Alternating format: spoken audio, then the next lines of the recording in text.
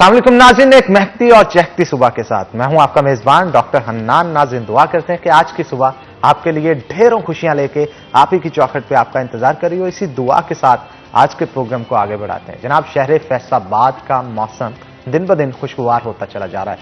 दर्जा हरारत में कमी आ रही है और इसी के साथ साथ रात के औकात में जहां पे एयर कंडीशनर्स चलते थे वहां पे अब पंखा भी चलाने की जरूरत महसूस नहीं होती। दर्जा हरारत में कितनी कमी आ रही है और आने वाले दिनों के अंदर मौसम कैसा होगा, जानते हैं टुडेज वेदर में।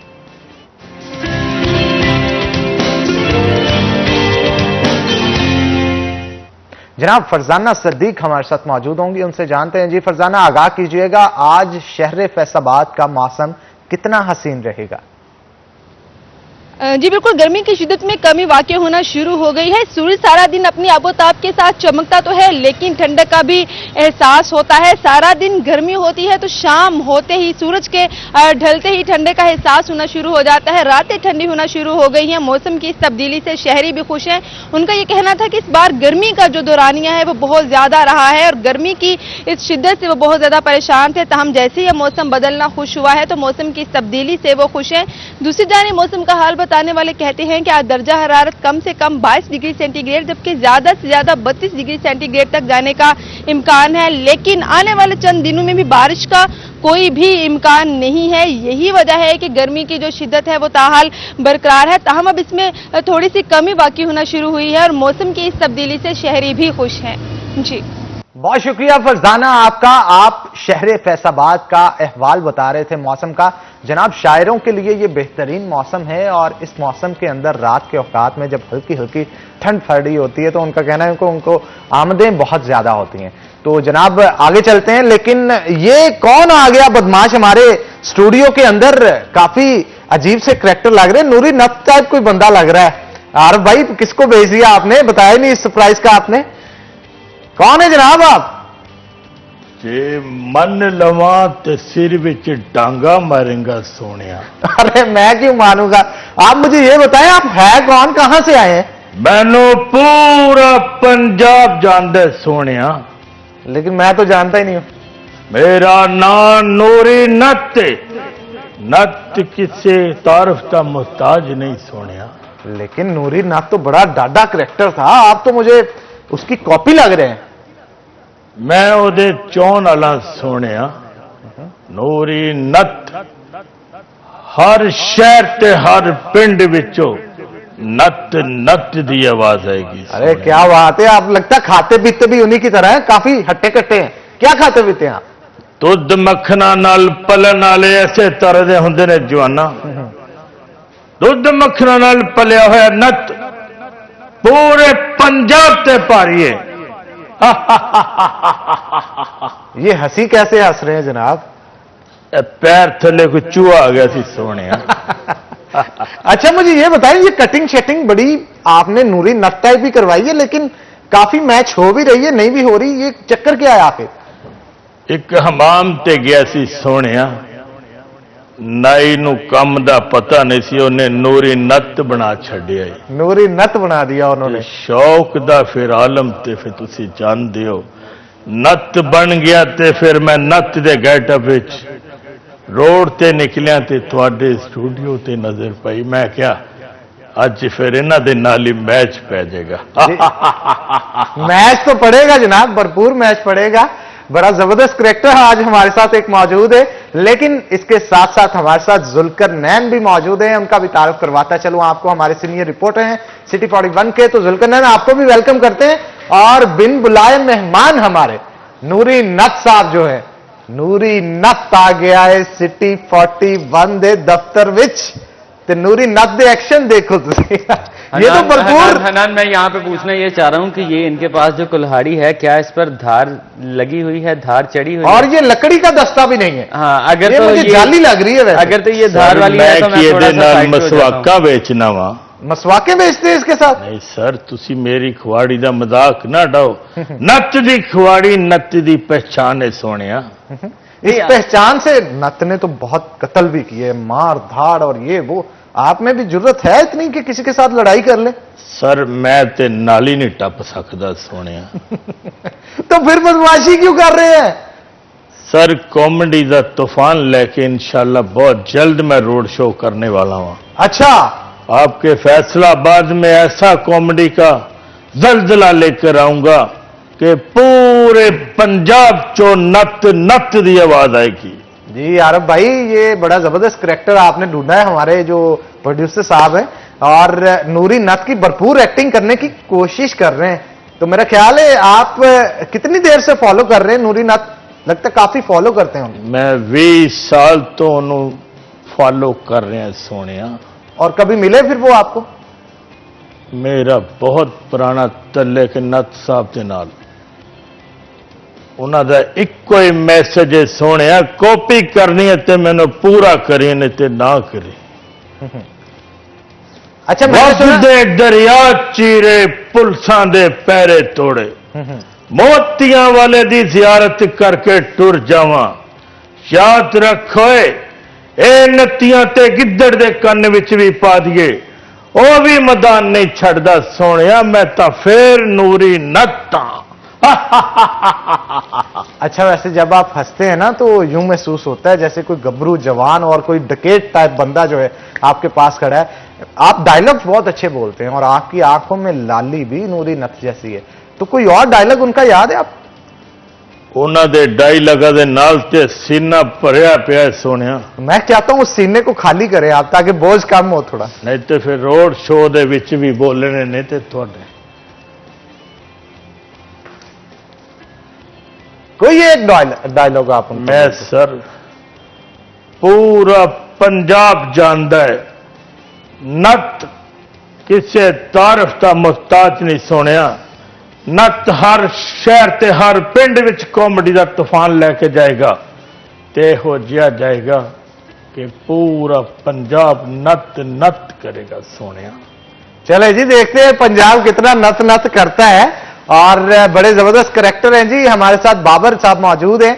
नसीम विकी, जो कि हमारे पाकिस्तान के मारूफ आर्टिस्ट, बल्कि दुनिया भर के मैं कहूं तो गलत नहीं होगा, क्योंकि नसीम विकी उन पायनियर बैच में से हैं जिन्होंने इंडिया के अंदर कॉमेडी नाइट्स यानी कपिल शर्मा का शो इनिशिएट करवाने में अहम किरदार अदा किया है। उनसे जब बात हो रही थी, एक दफा फैसलाबाद आए थे, तो वो बता रहे थे कि कपिल शर्मा ने आके उनसे तजवीज ली कि मैं एक शो शुरू करना चाहता हूं, वो किस तरह से शुरू करूं। तो उसके लिए स्टेज के ऊपर किस तरह से परफॉर्मेंस देनी है, किस तरह से शो को चलाना है, ये तमाम सेटअप हमारे जो पाकिस्तान के मारूफ आर्टिस्ट हैं नसीम विकी, उनकी जानब से दिया गया था। और उनका कहना था कि पहले 5 शोज उनकी तरफ से करवाए गए थे और शो को स्टार्टअप करने के बाद जो है वो फिर कपिल शर्मा ने उसे रन किया और चलाया। टीआरपी पहले शोज की उनका कहना था कि बड़ी हाई आई, जिसके बाद वहां के चैनल्स ने ये कहा कि इसको प्रॉपर स्टार्ट करेंगे। तो नसीम विकी के आप कजन हैं और ब्लड लाइन आपकी क्योंकि सेम है, तो कुछ असर एक्टिंग का आपके ऊपर भी नजर आता है, क्या कहेंगे? वो मेरा वड्डा भरा है सोनिया, उन्हों की मुहब्बत के नाल ही ते मैं इत्थे दिक्कर आया हूं। उन्होंने पूरे पंजाब विच स्टेज किया, मैं उन्होंने नाल स्टेज भी करता रहा हूं। एक ड्रामा भी किया सी सोनिया, उसमें भी करैक्टर सेम ही था? नहीं, उसमें पठान का करैक्टर था। पठान का करैक्टर था। पठान। और लेकिन ज्यादा आप नूरी नत को पसंद करते हैं? नूरी नत को पसंद करता हूं। नूरी नत का कोई और डायलॉग जो आपको याद हो? डायलॉग याद है, लेकिन हम इनसे बाद में सुनेंगे। पहले चलेंगे जुल्करनैन की तरफ, क्योंकि एक दौर होता था हमारे यहां भी इस तरह के बहुत सारे नूरी नत पाए जाते थे और मोहल्लों में बदमाशी का राज होता था। लेकिन अल्हम्दुलिल्लाह हमारे यहां अब कानून की बालादस्ती बहुत हो चुकी है और इस तरह के बहुत सारे नूरी नत को कानून ने लगामें डाल रखी हैं। क्या कहेंगे जुल्करनैन इस हवाले से? हनान, मैं तो ये कहूँगा कि इस तरह के जो कैरेक्टर्स हैं वो पंजाबी सकाफत या हमारी वो जो पुरानी रिवायात हैं उनसे जुड़े हुए हैं। इनका पूरा गेटअप जो है वो हमारे जो सकाफती पंजाब है उसके रंग छलक रहे हैं। ये इनके हाथ में जो कुल्हाड़ी होना या इनके गले में पटका होना या इनके जो खुले कपड़े हैं, ये हमारे सकाफती रंग मैं समझता हूं कि ये हैं। हम लोग बहुत जल्दी जो है वो जिद्दत की जानिब बढ़ रहे हैं, बड़ी तेजी से हम लोग जो है वो जदीद चीज़ों को अपना रहे हैं। गैजेट्स, मुझे लग रहा है आपकी बातों पे गुस्सा आ रहा है इनको। नहीं, मैं शायद आपकी तारीफ में बातें कर रहा हूँ नत साहब। आप कुल्हाड़ी ऐसे सीधी कर रहे हैं तो फिर ऐसे कोई नत साहब वैसे कलमे ठीक कर सकते हैं जुल्करनैन की इसके साथ आप? ना सोने मेरे को एडा वड्डा जुल्म ना करें कि मैं एदियां कलमां खुआड़ी नाल ठीक करा है ते मैं हाथ नाल ही ठीक कर सकता। यानी उस तरह जेब में लेके घूमते हैं आप, फिर इसका मतलब। हनन, मुझे इनकी मूंछें देखकर जो है वो बड़ा ताज्जुब सा हो रहा है कि इनकी मूंछें ये किस तरह से इन्होंने बढ़ाई हैं, किस तरह से इन्होंने क्या करते हैं जनाब, कोई देसी घी वगैरह लगाते हैं मूंछों को? मुच्छा नु मक्खन ला के सौ जाना वा, खान नु चाहे मिले ना मिले, पर मुच्छा नु जरूर लाना वा सोने। तो अगर मक्खन लगा के सोते हैं तो हनान फिर वो कुछ चूहे वगैरह तो बहुत तंग करते होंगे ना। हाँ, वो फिर ये होता है। तरह लेकिन तो मामला तो पठान नहीं का है। करेक्टर भी इन्होंने किया है, उस हवाले से भी पूछ लेते हैं। उस करेक्टर में थोड़ा सा बोल के दिखाए ना, पठान भी बोल लेते हैं। क्यों नहीं अल्लाह सर? कदे खुरा सा तसरा खबर को मैं आगा संगत है। यार ये मुझे कोई पंजाबी पठान लग रहा है। अच्छा हनान, इनकी बातों में से आपको सबसे प्यारी बात जो मुझे लग रहा है वो ये लग रही होगी, ये हर बात पे जो आपको कहते हैं ना, इंज नहीं कीता सोने, ये जो सोने वाला लफ्ज आ रहा है ना बार बार, मुझे लग रहा है खूबसूरती है इस करेक्टर की। ये जो सोने वाला लफ्ज है ना, ये मुझे लग रहा है कि सबसे ज्यादा आपको प्यारा लग रहा होगा इस टाइम। हर बात में 3-4 वो तो आपको भी कह रहे हैं जुल्करनैन साहब, ऐसी बात नहीं है। जुल्करनैन को सोने इस करैक्टर की पहचान है सोने, ਇਹਦਾ ना ही इस तो मशहूर होया। इन्हें जद भी किसी ने पूछा है क्या नवा आया है सोने। ये हम तो वैसे काफी पुराने, आप ही नए आए हैं यहाँ पे। और जुल्करनैन, मुझे कानून के हवाले से थोड़ा सा बताइएगा। इस तरह के ट्रेंड बहुत ज्यादा पहले पाए जाते थे, लेकिन अब काफी कम हो गया है कानून की बालादस्ती हमारे शहर के अंदर, और बदमाशी का राज एक वक्त में अरूज पे था, लेकिन अब काफी कम हो। बिल्कुल है ना। हमारे अगर गिरदोनवा की बात की जाए, हमारे जो शहरी इलाके हैं या हमारे जो नवाही इलाके हैं उनकी अगर बात की जाए, तो वहाँ पर पूरे के पूरे ख़ानदान जो हैं वो दुश्मनियों की भेंट चढ़ चुके हैं। लेकिन अब जो है वो किसी को भी इस तरह का कनटुट्टा बनने की इजाज़त नहीं दी जाती। आप सिर्फ एक फ़ोटो जो है वो सोशल मीडिया पर वायरल करें अपनी असलहे के साथ, तो आपको फौरी तौर पर कानून हरकत में आता है और उठा के ले जाते हैं। और इस तरह के दीगर जो मामलात होते हैं, आप असलहे की नुमाइश नहीं कर सकते, आप सोशल मीडिया का इस्तेमाल करते हुए अपनी तस्वीर जो हैं वो असलहे की अपलोड नहीं कर सकते। तो फिर इस तरह के करैक्टर्स जो हैं उनकी हौसला शिकनी करने के लिए, जो रियल करैक्टर्स हैं, जो खुद को वाकई तौर पर बदमाश समझते हैं, उनकी हौसला शिकनी करने के लिए जो है वो कानून फौरी तौर पर हरकत में आता है। और इस तरह के जो करैक्टर्स हैं, ये तो मैं समझता हूँ कि एक कॉमेडियन है, लोगों को हंसाते हैं, इनका काम है लोगों के चेहरों पर मुस्कुराहटें बखेरना, और अपनी सकाफत के रंग जो हैं वो भी इनमें देखे जा सकते हैं। लेकिन सकाफत हमारी बड़ी रिच है, इस हवाले बहुत से रिच है ना। हम ये तो एक करैक्टर है, ऐसे कई करैक्टर्स हैं जो जिनको जन्म दिया जाता है। सबसे ज्यादा खूबसूरती वाली बात है ना ये है कि हमारे पास जो है वो सिंध की अपनी सकाफत है, पंजाब की अपनी सकाफत है, सरहद की अपनी सकाफत है, गिलगित बल्तिस्तान की अपनी सकाफत है। हमारे पास चारों मौसम हैं, हमारे पास मुख्तलिफ सकाफतें हैं, एक खूबसूरत और हसीन इम्तिजाज है हमारे पास। पाकिस्तान को रब ने जो नवाजा है बहुत सारी नेमतों में से, उसमें से हमारे जो रवायती सकाफती रंग हैं, हमारे जो मौसम है, ओवरऑल अगर बात की जाए तो मैं समझता हूँ कि ये जो खित्ता है ये आइडियल खित्ता है, और मुमलकत खुदादाद पाकिस्तान जो है ये हर लिहाज से बेहतरीन है। आप पूरी दुनिया से मुआजना कर लें, आप मतलब जो खूबसूरत जगहें हैं पाकिस्तान की सैर व तफरीह वाली, आप वहाँ पर देख लें, कुदरत के हसीन नज़ारे देखने को मिलेंगे। आप हुस्न की बात कर लें तो आपको यहाँ पर जो है वो बहुत हुस्न देखने को मिलेगा। और आप अगर बात कर लें सकाफत की, तो आपको तमाम सकाफती रंग देखने को मिलेंगे। मोहब्बत करने वाले, प्यार बांटने वाले, अपनी सकाफत से प्यार करने वाले, और इस तरह के जाली नतों की कदर करने वाले भी जो हैं वो पाकिस्तान में। जाली कह के आपकी जो है वो तारीफ नहीं कर रहा, जरा इस पे नजर डाले आप। कुलाड़ी पकड़ी आपने, जाली जरूर सोने ते मंजी दा पावा से उसने पर लवाया कि मैनू न सर जी बदमाश समझदे हुए कोई होर काम दिखा दो। हाँ, बदमाशी करनी है, जरा सोच समझ के करना। हमारे शहर में लाया हमारे सीपीओ बड़े तगड़े हैं। बन गई है सोने। मैं कोई प्रोफेशनल बदमाश नहीं, मैं तो कॉमेडी हाँ, ते कॉमेडी का तूफान इंशाअल्लाह बहुत जल्द लेके। मुझे तो पता चला था आप प्रोफेशनल बदमाश है और कुल्हाड़ी लेके लोगों को डराते हैं कि मार सर दूंगा जी, मैं आपको। ना सर जी, मैं बदमाश का ही ना, मैं तो मुड़े कॉमेडी है नजर जी। अनंत, क्या लगता है कि इनकी कॉमेडी जो है वो फैसलाबाद वाले तो पहले ही बहुत सारी जो कॉमेडी है वो हजम करके सोते हैं, सुबह दोपहर शाम जो है वो कॉमेडी वो तो अब इन पे है जनाब, फीकी लगाएंगे तो फौरन पकड़ लेंगे पकड़े और जाएंगे उल्टा ना। इनकी खातर दुआ करेंगे। अवाम हमारी बड़ी चालाक हो चुकी है इस हवाले से। ਇਹ ਨੱਤ ਫਿੱਕੀਆਂ ਜੁਗਤਾਂ ਕਰਨ ਨਹੀਂ ਆਇਆ ਸੋਹਣਿਆ, ਨੱਤ ਨੂੰ ਹਸਾਉਣਾ ਹੀ ਬੜੀ ਵੱਡੀ ਗੱਲ ਏ। ਮੈਂ ਪੂਰੇ ਫੈਸਲਾਬਾਦ ਦੇ ਕਾਮੇਡੀਆਂ ਨੂੰ ਚੈਲੰਜ ਕਰ ਦਿਆਂਗਾ, ਜਿਹੜਾ ਨੱਤ ਨੂੰ ਹਸਾਏਗਾ 0 मीटर मोटरसाइकिल पाएगा। लेकिन आप लगता अपने आप को खुद ही हंसाते हैं। सर मैं खुद खुश होता हूँ जब कॉमेडियन के रोल में आता हूँ। बिल्कुल, ये अच्छी बात है जनाब, और ये बहुत बड़ी बात होती है। इंसान अंदर से चाहे दुखी भी हो, लेकिन लोगों को हंसाने के लिए हर वक्त हमा वक्त उसके पास चीजें तैयार होनी चाहिए। और ये नत साहब का करैक्टर जो है, बाबर साहब का, ये भी कुछ इसी तरह का करैक्टर है। लोगों को हंसाने की कोशिश कर रहे हैं और काफी हद तक कामयाब भी हो रहे होंगे। हमारी ऑडियंस आपको देख भी रही होगी। इसी करैक्टर के साथ मजीद गुफ्तगू करेंगे। जुल्करनैन भी हमारे साथ मौजूद हैं, उनके साथ भी बात करेंगे, लेकिन एक छोटी सी ब्रेक के बाद। तो नाज़रीन, ब्रेक लेंगे, ब्रेक के बाद दोबारा हाजिर होते हैं, कहीं मत जाइएगा। हमारे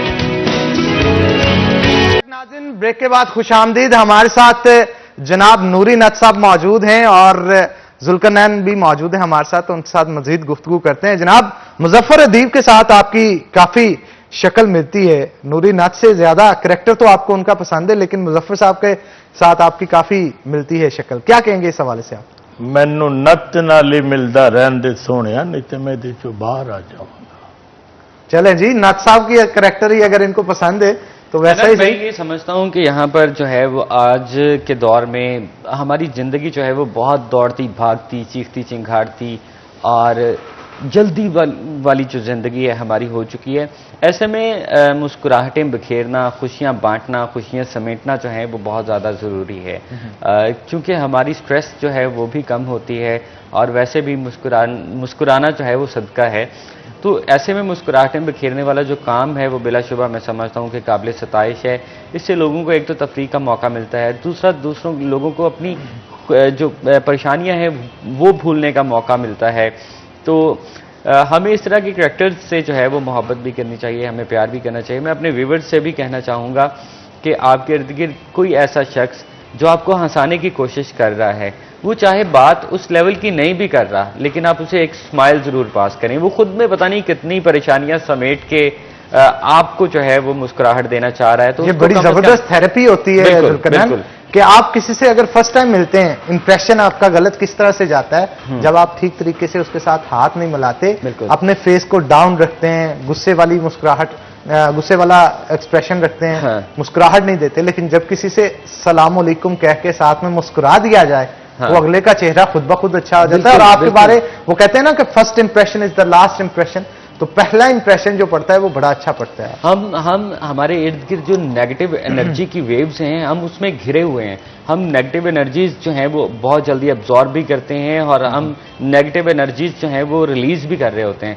तो हमें इस तरह की पॉजिटिव एनर्जीज चाहिए कि हम उनको एब्जॉर्ब करें और उनको रिलीज करें। अपने इर्द गिर्द जो खुशी की लहरें हैं वो फैलाएं, ताकि हम जहाँ पर जाएं, जिस माशरे में हम रह रहे हैं उसके इर्द गिर्द हमारे सैकड़ों लोग जो हैं वो होते हैं। तो हमें ये चाहिए कि हम दूसरों की खुशी का बायस बने, ना कि खुद जो है वो इस तरह का अपना जेस्चर दें या इस तरह से हम दूसरों के लोगों के साथ जो है वो ट्रीट करें कि लोग जो हैं वो हमारी ज़ात की वजह से परेशान हो, बल्कि इस तरह हो कि हम अगर कहीं पहुंचते हैं तो सबके चेहरे खुशियों से खिल उठें और वो कहें कि यार ये फलां बंदा आ गया, बड़ा मज़े का कैरेक्टर है। और नत साहब जो हैं, मैं इनको अप्रिशिएट करना चाहूँगा कि आप जी बहुत अच्छा काम कर रहे हैं और लोगों को खुशियां बांटना जो है ये मैं समझता हूं कि बहुत जबरदस्त काम, बहुत अच्छा काम है। लेकिन जुल्करनैन, यहाँ पे जब बात आती है हमारे थिएटर्स की, लोगों में खुशियां तो बांटते हैं, लेकिन उनकी जान की परवाह बहुत सारे लोग हैं जो नहीं करते, जो वहां पे आके फायरिंग कर रहे होते हैं। और एक शख्स जो कि स्टेज पे खड़ा हो, परफॉर्म कर रहा हो और उसे इस चीज का डर हो कि सामने से कभी भी गोली आ सकती है, तो ये उसको परफॉर्मेंस उसकी डाउन करने में एक अहम किरदार अदा करती है ये चीज। हमारे थिएटर में पिछले दिनों मीरा जी आई थी और उनके ऊपर भी फायरिंग का वाकया रिपोर्ट हुआ। सीसीटीवी भी सिटी 41 ने उसकी चलाई, उस पर अलबत्ता एक्शन तो हुआ, लेकिन बात यह है कि जब भी कोई बड़ा आर्टिस्ट हमारे फैसलाबाद में आता है, परफॉर्मेंस देता है यहाँ पे, तो उसकी परफॉर्मेंस को शायद ये चंद कुछ शर्त पसंद अनासर हैं जो पसंद नहीं करते और फायरिंग करके उनको रोकने की कोशिश करते हैं। ये सिलसिला वक्तन फवक्तन चलता ही रहता है, इसे रोका नहीं जा रहा। इसके पीछे क्या बात? अनन, ये खुद को नुमाया करने का एक तरीका होता है। जब यहाँ पर कहीं पर कोई नेशनल लेवल का या इंटरनेशनल लेवल का जो स्टेज आर्टिस्ट है वो पहुँचता है, तो उसके लिए ऑडियंस जो है वो सब ऑडियंस एक बराबर होती है। उसके लिए कोई अमीर नहीं होता, कोई गरीब नहीं होता, उसके लिए कोई भी ज़्यादा करीब नहीं होता, कोई दूर नहीं होता। तो ये खुद को मैं समझता हूँ कि नुमाया करने की एक भोंडी हरकत है कि आप वहाँ पर जो फायरिंग कर दो, आप किसी का सर फोड़ दो, आप वहाँ पे जो किसी से लड़ पड़ो, आप खुद को नुमाया करो, उससे उस कैरेक्टर को या उस जो आर्टिस्ट है उसको ये बताओ कि यहाँ पर मैं हूँ। लेकिन एक बात से मैं हमारे सीपीओ से बहुत खुश हूँ, सुहेल साहब से, कि इस तरह के जो कंटुट्टे होते हैं ना, उनका इलाज बड़ा जबरदस्त तरीके से करते हैं। उनको सोशल मीडिया पे उनकी पिक्चर्स हों, उनकी वीडियोस हों, वो कहीं पे भी छुपे होते हैं, शहर में ढूंढ निकाला जाता है। पिछले दिनों एक लिस्ट मुरतब की गई थी जिसमें ये जो बदमाश टाइप लोग जो खुद को बदमाश समझते थे, उनकी एक लिस्ट मुरतब की गई थी और उनकी बाकायदा तौर पर गिरफ्तारियां अमल में लाई गई थी। बिल्कुल, ये मैं सीपीओ साहब से दरख्वास्त भी करूंगा इस हवाले से कि इसके ऊपर भी कोई इंटेलिजेंस के तौर पे काम किया जाए, मतलब कोई बंदे ऐसे लगाए जाएं जो अंदरून का शहर है ना, जो अंदरून के इलाके हैं जिनमें गोविंदपुरा भी आता है, जिनमें रजाबाद का इलाका आता है, गुलजार कॉलोनी, आजमाबाद, वहां पे हर 2-4 मोहल्लों में एक आधा नूरीनत पाया जाता है। तो उसकी इंस्पेक्शन जनाब करवाएं। इस तरह के लोगों की तबीयत ठीक करना बहुत जरूरी होता है, क्योंकि मोहल्ले में जो शरीफ लोग होते हैं उनका क्या कसूर होता है? बिला वजह उनको दबके लगा के अगर घरों में बिठाया जाए तो वो भी गलत बात है। लेकिन ऐसे छोटे मोटे वाकया रिपोर्ट नहीं होते, लेकिन रिपोर्ट जब होते हैं तो सीपी साहब उस पर एक्शन भी अच्छी तरह लेते हैं। क्या कहेंगे? बिल्कुल ऐसा है। और इस तरह के जिस तरह आप कह रहे हैं कि हमारा अलमिया ये है कि इस तरह के छोटे मोटे वाकयात जो हैं वो वाकई तौर पर रिपोर्ट नहीं होते। अगर किसी के साथ किसी की थोड़ी बहुत चपकलिश हो गई है, किसी को मुंहमारी हो गई है, तो वो फिर बात को मोहल्ले के 4 लोग बैठते हैं बड़े और बात आई गई हो जाती है। लेकिन उस बंदे का जो मैं समझता हूं कि उसको कॉन्फिडेंस लेवल तो नहीं कहना चाहिए, उस बंदे की वो गलत खुद एतमादी जो है वो और ज्यादा बढ़ जाती है। यानी ये फैशन समझा जाने लगा है ना बहुत सारे लोगों में। इस तरह के करैक्टर टाइप लोग होते हैं, वो रिवॉल्वर या पिस्तौल अपने पास रखना फैशन समझते हैं और समझते हैं कि इस तरह का काम करने से बड़ी बहादुरी जो है उनकी। मैं इनकी बात कर लेता हूं। आपके दौर में जनाब अगर लड़ाई होती थी तो डंडो सोटो से होती थी लड़ाई, आजकल ट्रेंड काफी चेंज हो गया है। क्या कहेंगे? असला ते हुंदे नहीं सी मोतियां वालिया, सिर्फ डंडियां नाल ही लड़ाई सोहनी लगती थी। न तेन पिछे क्यों चला गया है? ए असले दा दौर आ गया। नत अपनी पहचान भुल गया कि जी गोली मेरे च केड़ा लेंटर पाया सोनिया केड़ा मैं। बिल्कुल आप ठीक कह रहे हैं जनाब। मतलब मैं यहाँ पे जानना चाहूंगा कि ये जो असलहे की बात हन्नान भाई कर रहे हैं, तो एक जो पिस्टल है, एक जो गन है, वो आप किसी 12-13 साल के बच्चे को पकड़ा दें तो वो भी ट्रिगर दबाकर फायर कर देगा। मर्दानगी कहाँ गई? मर्दानगी कहाँ गई? हर मर्दानगी ना जवाना दी ना सेहत इन्होंने पिस्टल सहारा ले। असी वो जवान जिन्होंने डंडिया दे नाल अपने सीने उत्ते वार चले। एक तो सुनिया मैनू यह तो जरूर दसो, मैं फैसलाबाद में कपड़े वाली दुकान ते गया, मैं कहा 2 कूड़ा बोस की मिल जाएगी मोतियां वालिया। कहता 2 कूड़ा बोस की तो नहीं है, तेन कूड़ा ले देनी। बिल्कुल, हमारे यहाँ इस तरह के बहुत करैक्टर पाए जाते हैं और इसको नेगेटिव नहीं, इसे पॉजिटिव लेना चाहिए। हाँ, हमारे लोग बड़े खुश मिजाज हैं और जब आप उससे बात करते हैं वो खुद चाहे सीरियस हो और सीरियस टोन में ही जवाब देता है, लेकिन उसके लफ्जों में मजाक। अच्छा हन्नान, आपने कभी फील किया है, हम लोग जब किसी दूसरे शहर जाते हैं तो हम बड़ी नॉर्मल सी बात कर रहे होते हैं, लेकिन वहां पे जो लोग होते हैं दूसरे शहरों के, वो हमारी बातों को बहुत ज्यादा एंजॉय कर रहे होते हैं। हाँ, लेकिन वो बहुत नॉर्मल होते हैं। कुछ ऐसा है कि लोग उसे बड़ा पसंद करते हैं।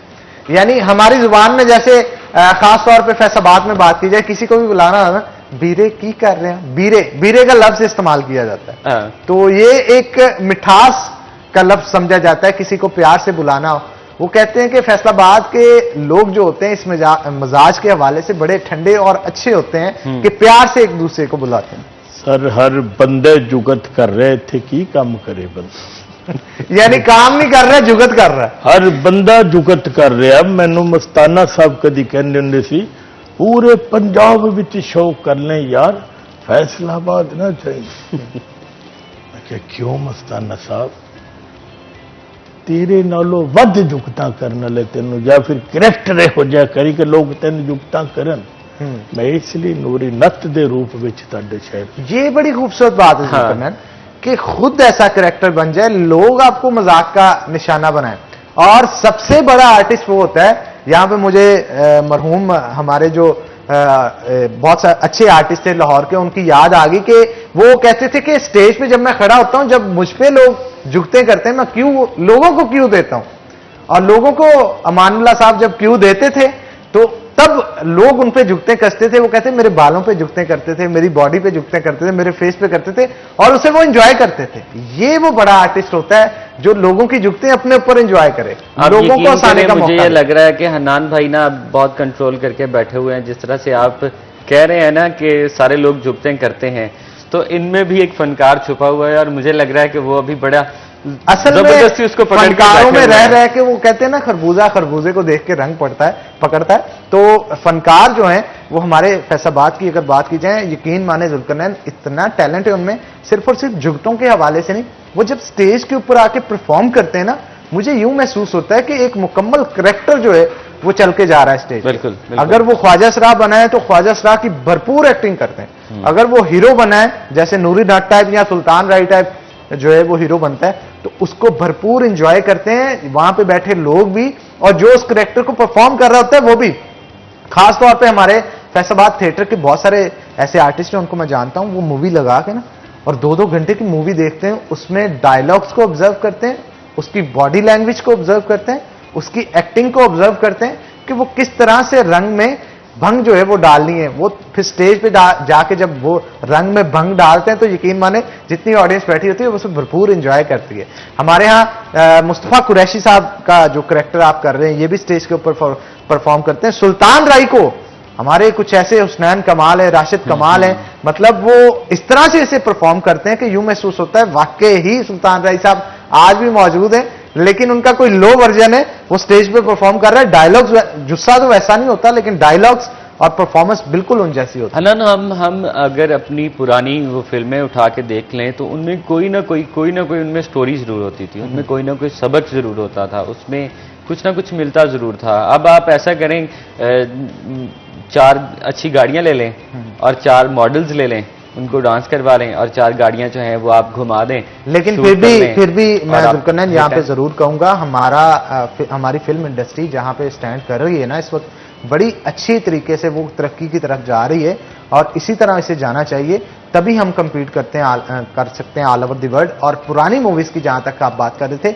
मुझे एक अंसर पुरानी मूवीज का बहुत अच्छा लगता है, वो ये कि उसमें बताया जाता था कि माँ की कदर किस तरह से बिल्कुल, करनी है। बिल्कुल। हमारा कल्चर क्या कहता है कि माँ कितनी बड़ी अजीम हस्ती है, हमारी बहनों की इज्जत हमें किस तरह से करनी है, एक बीवी को हकूक कैसे देने, बच्चों के साथ पेश किस तरह से आना है। एक पंजाबी रिच कल्चर जो है उसकी झलक उन मूवीज के अंदर देखने को मिलती थी। इसके ऊपर मजीद गुफ्तगू करेंगे, लेकिन एक छोटी सी ब्रेक के बाद। तो नाज़रीन ब्रेक लेंगे, ब्रेक के बाद दोबारा हाजिर होते हैं, कहीं मत जाइएगा, हमारे साथ रहिएगा। वेलकम बैक नाज़रीन, ब्रेक के बाद खुश आमदीद। हमारे साथ जुल्करनैन मौजूद है, मजीद गुफ्तगू उनके साथ करते हैं। जुल्करनैन, क्या कहेंगे आप, हमारे पंजाब की अगर बात की जाए, अभी भी बहुत सारे कैरेक्टर्स ऐसे हैं जिनको मूवीज के अंदर शामिल किया जा सकता है और मूवीज को अच्छा बनाया जा सकता है। हाँ, अलबत्ता जैसे मैं पंजाब नहीं जाऊंगी, मूवी जो है वो बनाई गई थी, उसमें पंजाबी टच भी था, लेकिन कराची का कल्चर भी उसमें दिखाया गया था। कुछ इस तरह के मिले जुले कैरेक्टर्स अगर ले लिए जाएं तो एक अच्छी प्रोडक्शन और अच्छी कास्ट के साथ मूवीज को लाया जा सकता है। बिल्कुल हन्नान, मैं ये दावे से कहता हूं कि आप अगर सिर्फ और सिर्फ आप फैसलाबाद में जो है वो टैलेंट हंट प्रोग्राम कोई करवा लें, आपको यहाँ से ऐसी आवाज़ सुनने को मिलेगी, आपको यहाँ से ऐसा मॉडल जो है वो देखने को मिलेगा, आपको यहाँ से ऐसी एक्टिंग देखने को मिलेगी कि आप खुद हैरान रह जाएंगे। फैसलाबाद में किसी टैलेंट की कोई कमी नहीं है। हमारे कॉलेजेस, यूनिवर्सिटीज़, हमारे स्कूल्स, पिछले दिनों आपने ही एक पैकेज किया था, वो स्कूल के बच्चे जो वायरल हुए थे, यहाँ तक हुआ था कि उसका BBC तक जो है उसको कवरेज मिली थी। और हमारी खबर पे राहत फतेह अली खान साहब इंग्लैंड में मौजूद थे, उन्होंने देखा और जब वो लाहौर आए, उन्होंने स्पेशली फैसलाबाद में कुछ लोगों की ड्यूटी लगाई, उन बच्चों को ढूंढे। हाँ, उन बच्चों को ढूंढने के बाद लाहौर बुलाया, लाहौर बुला के उनके साथ मीटिंग की, उनसे गाना सुना, नाच सुनी, और उनको बहुत अच्छे प्यार से जो है वो बताया भी कि आने वाले वक्त में वो एक बड़ा नाम बनेंगे। बिल्कुल, ये बड़ी अच्छी चीज है। ये बिल्कुल बिल्कुल ये और जिस तरह से हमारा चैनल हाँ। सिटी का टैलेंट जो दिखाने में कोई कसर नहीं छोड़ता ना, तो Grassroots बहुत सारे level तक- लोगों को नाम दिया है सिटी 45। बिल्कुल बिल्कुल सर आप ही गल्ला करी जाओगे जो मैनू भी कोई जुकत करो, मैनू पता लगे मैं फैसलाबाद भी आया सोने। जुगत हम तो नहीं कर सकते, लेकिन आप अगर जुगते करना चाहते हैं तो जनाब भरपूर तरीके से कर सकते हैं। और आपकी स्माइल से मुझे लग रहा है काफी खुश हैं आज हमारे चैनल पे आके आप। मैं तुहानू देख के खुश हो गया सोने। क्यों, मेरे मुंह पे क्या है जो? आप चैनल के एंकर हैं साहब, आपकी वजह से तो पूरा पंजाब मुझे देख रहा है। इंशाल्लाह मैं जिस वक्त तुहाडे नाल गुफ्तगू कर अच्छा, बीच बीच में बैटरी लो हो जाती है नत साहब की। आज मुझे लग रहा है कि नत साहब ने वो जो ना दूध मक्खन वाला कोई नाश्ता वाश्ता हाँ, नहीं लस्सी किया। लस्सी नहीं पी, मेरा ख्याल लगता है लस्सी में या शुगर फिर पी के आवा सोने, ये ना सोच के मैं बैठ गया, मैं ते तुहाडे अदब दे विच बैठ के राम राम ना गल्लां कर रहा। लस्सी पीनी थी, लेकिन पल्ले से पीनी थी ना आपने, ताकि एनर्जी आती है आप में। लगता है नहीं, किसी के मैं पास- एक बंदे नु क्या यार लस्सी पिला दे, उन्हें कहा नहीं मैं भी ਉਹਦੇ ਵਿੱਚ ਉਂਗਲ ਲਾਈ, ਕਹਿੰਦਾ ਹੁਣ ਤੂੰ ਪੀ ਲੈ। अच्छा, तो खाना फिर किस तरह से खाते हैं? खाना इसी तरह ही सोनिया खाने आ। इतों सीधा निकलो जाके सलानी वालियां दे बैठो चौड़े हो के, उनके अज की पकाया सोने, कहते मटन बनाया है। मैं कहा नत अज मटन ही खाएगा। यानी आप सेहत बनाते हैं लेकिन अपने पल्ले से नहीं, दूसरों के हाँ। खर्चे पे बनाते हैं। क्यों नहीं, जे अपने पल्लियों ही खाना ते फिर अंब लैन नु गेटअप कीता है सोने। नत साहब मुझे ये बताएं कि आपने कभी कोई पहलवानी का, कुश्ती का या कोई वो जो बाजू पकड़ने का कोई शौक है, इस तरह हाँ, का हाँ, कोई शौक मतलब किया वो है होता या है ना, सिर्फ आपने कुश्ते ये शुश्ते अपनी खाते हैं। तोंद ही बढ़ाई हुई है? असी फिल्मा च बाजू पकड़ पकड़ के थक गए हैं, बाहर असी की बाजू पकड़नी किसी दी। अच्छा, ये आपकी जो बाली है आपने डाली हुई, बड़ा जरा डेंजरस लुक देती है, वो क्या इसके पीछे राज है? ये सोने की है? मुझे तो लग रहा है आर्टिफिशियल है। नहीं सर, सोने दियां असी कितों पा सकने मोतियां वालिया, ये सारा आर्टिफिशियल काम है। अच्छा, आपका करेक्टर भी आर्टिफिशियल है इसका? ये आर्टिफिशियल ये सोने हैं, इसीलिए तो मैं रात से लेकिन लियावा। इसमें जान इस तरह की डालें कि लोग इसे आर्टिफिशियल ना कहें, तभी आपके करेक्टर की पहचान होगी। अब मुझे ये बताएं कि क्या आप ये बालियां डाल के, ये गैंठा डाल के और लॉकेट डाल के जरा लुक देना चाहते हैं, लोगों को डराना चाहते हैं कि आप बहुत बड़े बदमाश हैं? बदमाशां दी नकल कर रहे हैं सोने, बदमाशी ते बहुत दूर है, फड़ के अंदर बंद कर देंगे नहीं। अच्छा, ये तोंद बड़ी आपकी निकली है, मतलब बाजू उतने मोटे नहीं है, टांगें उतनी मोटी नहीं है, तोंद बड़ी आपकी मोटी है, क्या कहेंगे? लगता है काफी खाते पीते हैं आप। ए खा पी के सो जाना तो फिर तोन ही निकलनी है मोतियां वाली, फिर होरे दी चुकी निकलना। लेकिन नत की तो हलचल काफी रहती थी, कभी घोड़े पे नत सवार ठीक जा हो रहा है। जाएगा सोनिया, थोड़ी देर ठहर जा, नत हो जा ठीक होएगा कि पूरा पंजाब कहेगा कि नत ठीक हो गया है।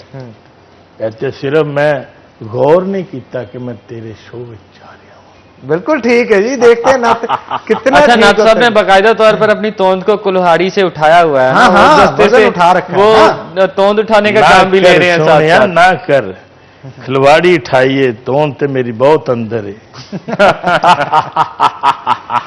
इतनी भी अंदर नहीं है नत जुल्फिकार- साहब, आप तो इस तरह का बता रहे हैं अंदर है जिस तरह आपने कुछ 6 पैक्स बना रखे हो यहाँ पे। ये शान है पंजाबी। माशाल्लाह अद्धा घड़ा ਤੁਹਾਡੀ ਢਿੱਡ ਦਾ। ਹੁਣ ਤੂੰ जुकत कीती है ना, चंगा लगा है मोतियां वाले। यही मैं चाहता सी को मैनू भी जुकत करे, ताकि रोड ते निकलना है। लोगों को रोड पे निकलने से पहले ही अपनी अच्छा, पहचान मुझे के लगता है कि बारे में नत साहब बता जहां रहे पे जाते होंगे ना, किसी जगह पे पहुंचते होंगे तो लोग इनको देख के, फैसलाबाद के लोग इनको देख के कह देते होंगे भाई खुले नहीं है। हैं। क्यों जी, ऐसे ही है? बच्चा मजाक कर रहे हैं। अच्छा, वैसे आप नत साहब की नकल कर रहे हैं, उनकी असल कौन करेगा? खुद ही कर रहे जी, असल जिन्ना वो कर गए ने, नकल ते फिर बाकी रह जाती है। हाँ, ये बड़ी बात है, और बड़ी बात की है आपने नत कि साहब जनाब ने जो कोई ऐसा character वो कर करैक्टर गए। नहीं छड्या ਜਿਹੜਾ पंजाब च कोई जवान कर सके। ਅਸੀਂ ਤੇ ਉਹਦੇ ਚਾਹਣ ਵਾਲੇ ਆ ਤੇ ਉਹਦੇ ਮੰਨਣ ਵਾਲੇ। नत साहब, आपने कभी घोड़े की सवारी की है? नहीं सर, घोड़े की सवारी नहीं की, कभी पिछे खलो के कभी देखिਆ। खोते थे बैठे हो? पिंड वाले खोते ते बिठा बठू दिंदे। यानी ये वो नाते जो चोरियां भी करता। अच्छा, क्या चोरी किया अब तक आपने? सर जी असी की चुकना सोने किते 100-200 पाथी चुक ले। लेकिन मुझे लगता है आप चोरी करते हैं, लोगों के दिल चोरी करते हैं, उनके दिलों से दुखों को चोरी करते हैं, उनके दिलों से जितने भी गम होते हैं उनको चोरी कर लेते हैं। क्योंकि जब मुस्कुराहटें आप बिखेरते हैं ना, उन मुस्कुराहटों का कोई मोल नहीं और कोई कीमत नहीं। हर चीज खरीदी जा सकती है इस दुनिया में सिवाय खुशी के। क्या मुस्कुराहट नहीं खरीदी जा सकती सोने।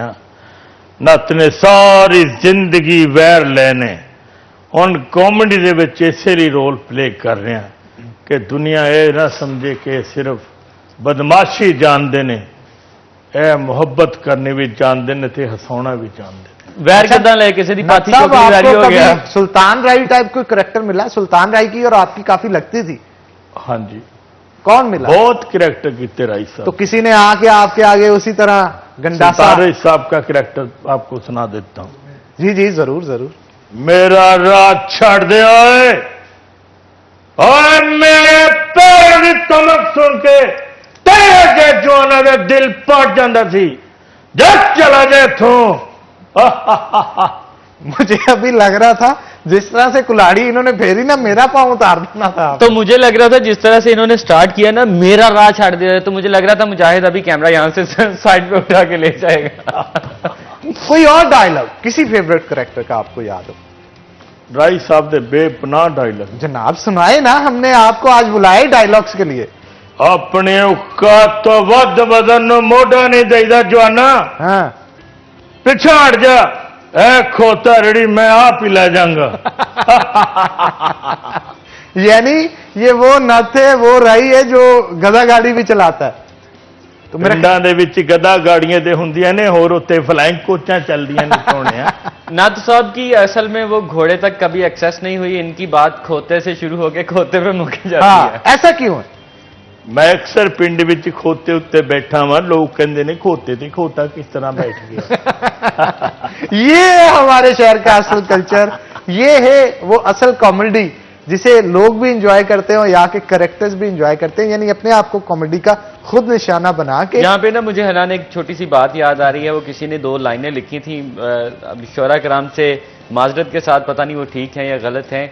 उसने कहा था कि उनकी आंखों में भी हल्की सी नमी रहती है, उनकी आंखों में भी हल्की सी नमी रहती है, बात करते हैं जो औरों को हंसाने के लिए। क्या बात है, क्या बात है, बिल्कुल आप ठीक कह रहे हैं। इनकी आंखें नम हैं, इनके दिल में गम है, या इनके जज्बात किस तरह से हैं ये किसी को कोई मालूम नहीं है, लेकिन ये दूसरों को हंसाने की बात कर रहे हैं। हमारे एक कैरेक्टर हैं स्टेज के और थिएटर परफॉर्म करते हैं, उनको पता चला कि उनकी जो वालदा हैं उनका इंतकाल कर गया, और इसके बावजूद उन्होंने स्टेज पे आके प्रॉपर थिएटर परफॉर्म किया, और परफॉर्म करने के बाद वो वहां से गए। यानी कितना बड़ा लोग जिगरा रखते हैं और अपने प्रोफेशन को कितना सीरियसली लेते हैं जुल्कनैन, और ये बहुत अच्छी बात है कि लोग अपना जो करैक्टर, अपना जो काम है उसे पूरा करने के बाद बाकी चीजों को तरजीहात पे लाते हैं। क्या कहेंगे जुल्कनैन इस बारे में? बिल्कुल हनन, मैं समझता हूं कि ये एक बहुत बड़ा काम है, आज के दौर में इसकी ज़रूरत है। आज के दौर में हम अदम बर्दाश्त की जानिब बड़ी तेज़ी से बढ़ रहे हैं। अगर कोई किसी को कुछ भी थोड़ी बहुत बात कर देता है वो बहुत जल्दी हाइपर हो जाता है। ये जिस तरह से ये इनका नूरी नत का करैक्टर है, ये खुद बोल रहे हैं कि मुझे जुगतें करें, मतलब कि बर्दाश्त का एक चलता फिरता अंसर है, बर्दाश्त का एक नमूना है। वो कहते हैं मुझ पे बात करें, मेरी इंसल्ट करें, हमें अगर कोई बैठने के लिए जगह नहीं देता तो हमें ये इंसल्टिंग फील होता है कि मुझे उसने बैठने के लिए जगह नहीं दी, मेरी ईगो हर्ट हो गई। तो हमें ये देखना चाहिए कि इस तरह के लोग भी हमारे मुआशरे में मौजूद हैं जो खुद को तंजो मजाक का निशाना बनवाकर जो है वो खुश होते हैं और मजीद गुफ्तगू इस पे नत साहब से कर लेते हैं। नत साहब, गवर्नमेंट पे क्या कहेंगे आप? इमरान खान साहब के हवाले से कुछ कहना चाहेंगे? मैं उहदे बारे कुछ नहीं कहूंगा, सुनिया जिन्ना भी है बहुत अच्छा, ए ना हो मैं बाहर निकला तो मैनू बंद किया हो। यानी ये पीडीएम की एक झलक मेरा ख्याल बता रहे, जिस तरह से कैप्टन सफदर को पकड़ा है ना कराची में, इनको भी डर है कि मैं अगर कुछ खिलाफ बोला तो इनको भी पकड़ लिया जाएगा। लेकिन हौसला रखें, आपने कोई गुनाह नहीं किया, आप एक करैक्टर परफॉर्म कर रहे हैं। मैंने आपके एक प्रोड्यूसर से कहा यार मुझे कोई ऐसा करैक्टर दो जो कोई ना कर सके, कहना सीधी गोली खा लेंगे। अच्छा, वैसे आपको सियासतदान कौन सा सबसे अच्छा लगता है? शेख रशीद अच्छा लगता है सोने। शेख रशीद को कोई पैगाम देना चाहें सोनिया? शेख साहब तुसी देख लो किस तरह नत्त का रोल प्ले किया सी, ਇਹ ਵੀ ਨੱਤ ਉਸੇ ਤਰ੍ਹਾਂ ਪੂਰੇ ਪੰਜਾਬ 'ਚ ਗੂੰਜਾਂ ਪਾ ਦੇਗਾ। ਤੁਹਾਡੇ ਵਾਲਾ ਸਾਜ਼ ਮੇਰੇ ਉੱਤੇ ਵੀ ਚਲਾ ਦੇਣਾ ਸੋਹਣਿਆ। अच्छा, कभी वैसे इस नत ने इलेक्शन लड़ने का नहीं सोचा? ਇੱਕ ਦਫਾ ਇਲੈਕਸ਼ਨ ਲੜਿਆ ਸੀ ਸੋਹਣਿਆ, 3 ਵੋਟਾਂ ਨਿਕਲੀਆਂ। मैं अपनी वाइफ ਨੂੰ ਕਹੇ ਕਿ ਤੇਰੀ ਤੇ ਇੱਕ ਮੇਰੀ, तीसरा पता नहीं कौन पा गया। यानी सिर्फ ये 3 वोटों वाला नत है, इससे ज्यादा वोट इसे नहीं पड़ते। लेकिन आप जिस तरह से कॉमेडी करते हैं लोग तो बड़ा पसंद करते होंगे। इंशाल्लाह जरूर पसंद करेंगे सोनिया। मैं बदमाशी चो बाहर आ गया वहां हूं। नत आप भी ते मेरा सी ना। मतलब ये मौसम तो फिर आपके लिए बड़ा खतरनाक होगा। अब इस तरह के नत को, इस तरह के मौसम में सर्दी बड़ी लगती है। सर्दियां ये वाले नत मुझे सुनने में आया कि कैलेंडर देख के उसमें बादल होना तब भी रजाइयां निकाल लेते हैं। ये वो वाला नत तो नहीं? ठंडा पानी पी लेते हैं आप? कदी कदी ते पी लेना सोनिया, पर ना पिलाओ तो चंगी गल है। ना सब अगर आप फर्ज करें, अगर दिसंबर जनवरी का महीना है और शदीद किस्म की बारिश हो रही है, बहुत ज्यादा बादल आए हुए हैं, अभी बाहर निकले आप तो आप ना डरा क्या सोनिया, हालत ना होगी? आपका बदमाश भीग जाएगा सारा। ना डरा सोनिया, ना डरा। खान साहब नु बारिश न अंदर ही रहन दे। अच्छा, मुझे सुनने में ये भी है सर्दियों में ये नत साहब अपनी कुल्हाड़ी भी नहीं पकड़ते, काफी ठंडी होती है ना, इसलिए। तो बाबू साहब बहुत शुक्रिया आज के शो में आपका आने के लिए। जुल्करनैन आपका भी बहुत शुक्रिया शो में आने के लिए। तो इसी के साथ नाज़रीन ब्रेक लेंगे, ब्रेक के बाद दोबारा हाजिर होते हैं, कहीं मत जाइएगा, हमारे साथ रहिएगा।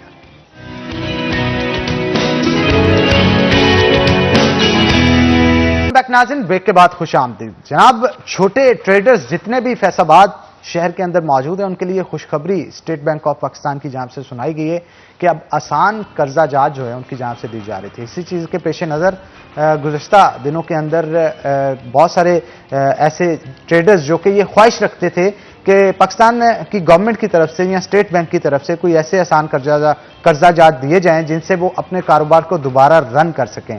तो एसएमई क्लिनिक का इनकाद किया गया था सरीना होटल में, जो हमारी स्टेट बैंक है उनकी जानिब से, और उसके अंदर ये बताया गया कि अगर कोई छोटी इंडस्ट्री का मालिक किसी तरीके से लोन हासिल करना चाहता है तो वो कितना लोन हासिल कर सकता है और उसके लिए तरीकाकार क्या होगा। अब तरीकाकार ये होगा कि जो भी उसका बैंक होगा उसके थ्रू वो स्टेट बैंक ऑफ पाकिस्तान को एप्लीकेशन लिखेगा, जिसके बाद स्टेट बैंक ऑफ पाकिस्तान उसको रिकग्नाइज करेगा, उसको मुकम्मल तौर पे उसकी इन्वेस्टिगेशन करेगा और जितना लोन मांगा गया है आया उतनी ज़रूरत भी है इनको या नहीं है, ये तमाम तर चीज़ें देखते हुए उनको लोन जो है वो फराम किया जाएगा, ताकि कोरोना वायरस की वजह से, क्योंकि 6 माह कारोबार बहुत सारे लोगों का बंद रहा और सबसे ज़्यादा मुतासर इससे छोटे इंडस्ट्री के लोग हुए हैं। तो इसी मौजू पे आज हमने गुफ्तगू करने के लिए दावत दे रखी है। हमारे साथ जफर इकबाल साहब मौजूद होंगे जो कि small trader and small industry के चीफ एग्जीक्यूटिव हैं, और उनके साथ साथ हमारे साथ खुर्रम इश्तियाक साहब मौजूद हैं जो कि प्रेसिडेंट हैं small trader and small industry के। तो आप दोनों को वेलकम करते हैं शो के अंदर। सबसे पहले मैं जफर साहब की तरफ जाना चाहूंगा। जफर साहब, क्या कहेंगे, ये जो एसएमई क्लिनिक का इनकाद किया गया, इससे एक नहीं दो नहीं बल्कि सैकड़ों ऐसे छोटे ताजर होंगे जो मुस्तफीद होंगे, और एक बड़ी रकम है जो कि आसान इकसात पे और आसान शर्तों के ऊपर लोन जो है वो फराम किया जा रहा है, और इस कर्जे से दोबारा वो कारोबार चलने की ख्वाहिश जो थी तमाम ताजरों की वो पूरी होती हुई दिखाई दे रही है। क्या कहेंगे इस हवाले से? बिस्मिल्लाहिर्रहमानिर्रहीम। ये यकीनन हनान साहब आपने बड़ा अच्छा तारुफ करा दिया कि एसएमई क्लिनिक जो है स्टेट बैंक ऑफ पाकिस्तान, और ये खुसूसी तौर पे मैं आपको बता दूं, ये फैसलाबाद जो हमारा स्टेट बैंक ऑफ पाकिस्तान की इंतज़ामिया है, जिसमें उनके चीफ मैनेजर सरफराज अहमद नदीम साहब, डिप्टी चीफ मैनेजर अकबर साहब और उनके एसएमई के जो नुमाइंदे हैं यहाँ पे मकसूद साहब और खुसूसी तौर पे कैसर, ये उनके दिमाग की ये इख्तरा थी कि उन्होंने ये एक ऐसा खूबसूरत क्लिनिक सजा दिया फैसलाबाद के अंदर जो कि पूरे पाकिस्तान में अब उसकी वो समझें कि असरात जाएंगे। तो हमारा बड़े अरसे से अरसा दराज से Faisalabad chamber of small trader small industry के प्लेटफॉर्म से हमारी ये काविश थी कि पाकिस्तान के अंदर बैंकों की तरफ से कॉर्पोरेट लोगों को कर्ज देने के लिए बड़ी आसानियां हैं, उनके लिए बड़ा इजी लोन दिए जाते हैं, उसको बहुत सी सस्ते कर्जे स्टेट बैंक मुहैया कर रहा था। तो ये पहली दफ़ा पाकिस्तान की तारीख में हमने कुछ चंद साल पहले इसको कोई 2014-15 से हमने स्टार्ट लिया। तो हमने मुख्तलिफ शहरों में इसके सेमिनार करवाए, मुख्तलिफ अवेयरनेस प्रोग्राम दिए कि ये SME के लिए, छोटे और दरमियाने दर्जे के ताजरों के लिए मखसूस फंडिंग इसके लिए एलोकेट की स्टेट बैंक ने। लेकिन उसका प्रॉब्लम ये आ रहा था हमें कि जो शेड्यूल बैंक थे वो उसको बिल्कुल खातर में नहीं ला रहे थे और लोगों तक वो इस्तेफादा नहीं दे रहे थे, बल्कि वो अपनी प्रोडक्ट सेल करने में तरजीह दे रहे थे। तो उसके लिए मैं बार बार जब स्टेट बैंक की मीटिंग्स में जाता था, मंथली हमारी एक मीटिंग होती थी, तो मैं उस पर अंदर अपनी आवाज़ उठाता रहता था। तो पहले तो बैंक के ऑफिशियल्स जो बड़े लोग थे उनका ख्याल ये था कि हम शायद बिला वजह इस तरह का शोर मचा रहे हैं कि हमारे पास डॉक्यूमेंटेशन की कमी है। जब मैंने ये बावर करवा दिया और प्रूफ के साथ रख दिया केस कि ये डॉक्यूमेंट भी पूरे हैं, बैंक फिर भी उसको एक्नॉलेज नहीं कर रहा, तो फिर उसके ऊपर इन्होंने इनिशिएटिव लिया, फिर बहुत सख्त एक्शन लिए, फिर उन बैंकों को इस हद तक मजबूर किया, क्योंकि पैसे बैंक स्टेट बैंक के देने वो शेड्यूल बैंक के जरिए हैं, उसके ऊपर भी 2% स्टेट बैंक ले रहा है और 4% इनको दे रहा है जो फैसिलिटेट है। ये इसके बावजूद 0% स्टेट बैंक ले रहा है। 0% आया था। ये जो रोजगार स्कीम आई थी हमारी मखसूस टाइम के लिए थी, वो सिर्फ अप्रैल से लेके सितंबर तक चली है वो। उसके अंदर 6 माह की सैलरियां जो हमारे वर्कर्स हैं, हमारे स्टाफ हैं, उनके लिए उन्होंने वो डिज़ाइन की थी। वो 30 सितंबर को वो अब ख़त्म हो गई है स्कीम, कि उसके अंदर जो लोग मुस्तफीद हो सके हमने करवाए, जो लोग उसमें डिज़र्व करते थे। लेकिन बहुत से SME उसमें फिर पीछे रह गए, क्योंकि वो डर खौफ की वजह से कि पता नहीं बैंकों ने करना क्या है। क्योंकि एक्चुअल जो मैं समझता हूँ कि हवा खड़ा किया हुआ है हमारे पाकिस्तान के अंदर, बैंकों ने एक मोनोपोली की हुई है। इसके अंदर मैं अगर थोड़ा सा और आपको इस पे बताना चाहूंगा कि देखिए, पाकिस्तान का जो SME है वो बहुत इनोसेंट है। छोटा और दरमियाने दर्जे का ताजर, और खुसूसन जिसमें छोटा और कॉटेज इंडस्ट्री से ताल्लुक रखने वाला जो ताजर है, सबसे ज्यादा उसको लूटा जाता है। मुख्तलिफ इदारों के जरिए उसको इस हद तक लूटा जाता है। आप गाड़ी लेने चले जाएं, कॉर्पोरेट के लोगों को गाड़ियों की जरूरत नहीं है, वो तो अपने पैसों से ले लेते हैं। अगर छोटा ताजर को, छोटा बिजनेस दुकानदार, फैक्ट्री मालिक या कोई मुलाजम पेशा शख्स गाड़ी लेने जाता है, तो उससे आप अंदाजा करें कि जितना इंटरेस्ट चार्ज किया जाता है वो उस 5-6 साल 3 साल की अक़सात के जरिए सबसे ज्यादा वो लुटता है। फिर आप घर के ऊपर चले जाएं, छोटे घर के लिए आप कर्जा लेने चले जाएं, तो वहां पे जो इनको मोनोपोली कायम की हुई है, इन्होंने इस हद तक रेट है, कहते ये 7% काइबर प्लस अपना बताते हैं, लेकिन वो 18 से 20%, 25% तक ये चार्ज कर रहे हैं। तो मैं ये समझता हूँ, ये इसके अंदर केस हमने हाईलाइट भी किए हैं स्टेट बैंक ऑफ पाकिस्तान को, लेकिन उसके ऊपर बदकिस्मती हमारी ये है कि वो सिस्टम को इस हद तक उलझाया हुआ है कि स्टेट बैंक के पास कंप्लेंट जाती है, वो उठा के बैंकिंग महोत्सव को भेज देता है, और बैंकिंग महोत्सव को तक जो भेजने का मकसद ये है कि उसको वो कहते हैं ना, सर्द खाने में डाल दिया गया। तो ये बड़ी प्रोसेस बड़ा स्लो डाउन है, स्लो डाउन है, बल्कि इसके ऊपर बैंकों की मोनोपोली है। वो वहां पे उन्होंने अपने बंदे हायर किए हुए हैं, वो उस पर काम होने ही नहीं देते, उस पर कोई एक्शन होने ही नहीं देते। चलें जी, खुर्रम साहब भी हमारे साथ मौजूद हैं, उनसे भी गुफ्तगू करते हैं। SME क्लिनिक के हवाले से क्या कहेंगे आप? क्लिनिक के अंदर बैंकों के नुमाइंदे भी वहां पे मौजूद थे जी। और सरफराज अहमद जो कि चीफ मैनेजर हैं स्टेट बैंक के, उन्होंने बजाते खुद जिन्होंने एप्लीकेशंस देनी थी उनके साथ जाके तमाम स्टॉल्स पे विजिट किया, और अगर किसी बैंक के नुमाइंदे की तरफ से कोई प्रॉब्लम उनको आ रही है तो खुद जाके उसे रिजॉल्व करवाया। ये एक अच्छा इनिशिएटिव था जो उनकी तरफ से लिया गया। आप क्या कहेंगे इस तरह? बिस्मिल्लाहिर्रहमानिर्रहीम। फर्स्ट ऑफ ऑल मैं बहुत ज़्यादा इंस्पायर हुआ हूँ अपने जो चीफ एग्जीक्यूटिव साहब हैं हमारे मियां जफ़र साहब और सरफराज साहब, जो कि स्टेट बैंक ऑफ पाकिस्तान से आए। ये दोनों की तरफ से एक इनिशिएटिव लिया गया जो कि बहुत ही एक्सीलेंट काविश है, और उसके लिए जो SME क्लिनिक के नाम से किया गया। असल में सिचुएशन क्या है इस टाइम, SME को हमेशा से इग्नोर किया जाता रहा है, ठीक है। जो जैसे LTF है या जो बड़े spinning, we belongs to textile sector as well, जो स्पिनिंग सेक्टर है, टेक्सटाइल सेक्टर है, उन्होंने अगर लोन लेना है, किसी चीज़ पे जाना है, उनको इमीडिएटली मतलब वो कर दिया जाता है, लोन सेंक्शन वगैरह ऑन वेरी लो रेट्स के ऊपर। जो इसका मकसद क्या था SME का, जो हमने मैं खुश हुआ, सारी हमारी SME जो सेक्टर था वो खुश हुआ कि इन्होंने इसको बावर करवाया कि with in 30 days if you apply the application you can get the loan on very low interest rate with in 30 days if you have the documents, complete documents। तो ये बहुत अच्छी चीज़ है। अदरवाइज हो क्या रहा था, हम जैसा कोई दरमियाने तबके का जो एसएमई से रिलेटेड बंदा को जाता है तो बैंक्स वाले उसमें बहुत सारी हर्डल्स क्रिएट करते थे। और सरफराज साहब ने इस मीटिंग में बड़ा बैंक के पास गेट हर एक्चुअली मुझे ये महसूस हो रहा था ये मीटिंग रखी ही इसलिए गई है कि बैंकों को पैगाम देने के लिए। जी जी, वहां पे जो बैंकिंग के नुमाइंदे मौजूद थे तमाम बैंक्स के, उनकी तरफ से बड़ा पोलाइटली डिस्कशन की जा रही थी, आपके सवालों का जवाब दिया जा रहा था। लेकिन अगर आप अपनी ब्रांच के अंदर चले जाएं सूरत हाल इससे मुख्तलिफ है। यस, और ये देखा जाए ये अभी एक इनिशिएटिव स्टार्ट है। पाकिस्तान, अगर आप ओवरऑल हम पाकिस्तान पर अगर गौर करें तो पाकिस्तान अभी भी बहुत पीछे है। अगर हम अपने कंपैरिजन में अब इंडिया, बांग्लादेश, दूसरे कंट्रीज को देखते हैं, वहाँ पे एसएमईज को क्या किया गया, वो इंटरनेशनल यूरोप की कोलैबोरेशंस करवाई गई। एसएमई को इतने अच्छे रेट्स पे उन्होंने लोन दिए, इनकरेज किया। तो यहाँ पे पाकिस्तान में ऐसा कोई सिस्टम नहीं था अब तक।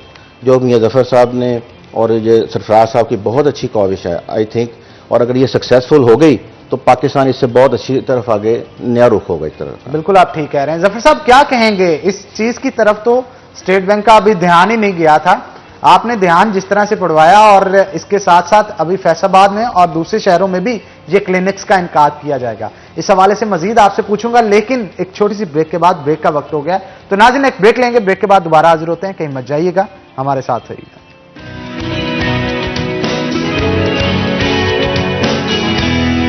ब्रेक के बाद खुशामदीद, हमारे साथ मियां जफर साहब मौजूद हैं, मजीद गुफ्तगू उनके साथ करते हैं। जफर साहब क्या कहेंगे, छोटा ताजर हमेशा परेशान रहता है एफबीआर से, ट्रांजैक्शंस के मामलात हों या दीगर मामलात हों, वो काफी घबराता है एफबीआर से। आखिर इसके पीछे क्या वजूहात हैं, इस हवाले से बताएं।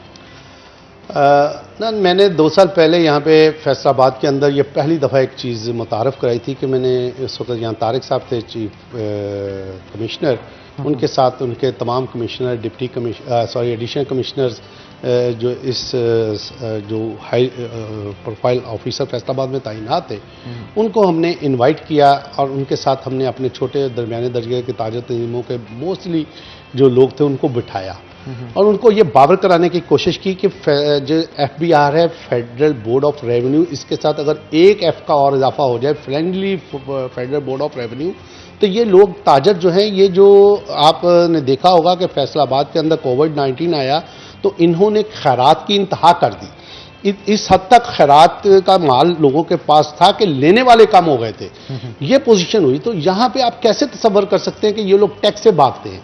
ये खौफ आप इन महकमों के जो जूनियर ऑफिसर्स हैं वो डालते हैं इस वक्त फैसलाबाद के अंदर और मुल्तान के अंदर, हम समझते हैं, बल्कि बाकी भी शायद पाकिस्तान में हो। जहाँ तक मुझे शिकायत आ रही हैं बीए के Faisalabad chamber of small trader, हमारे पास जो शिकायत रिसीव हो रही हैं कि यहाँ हमारे छोटे ताजरों को एक इनका डिपार्टमेंट है इंटेलिजेंस, IRR, इनलैंड रेवेन्यू, उसके बंदे उठाते हैं, उससे बार्गेनिंग करते हैं, उनसे पैसे लेते हैं और फिर एक बड़ी रकम लेके उसको छोड़ा जाता है।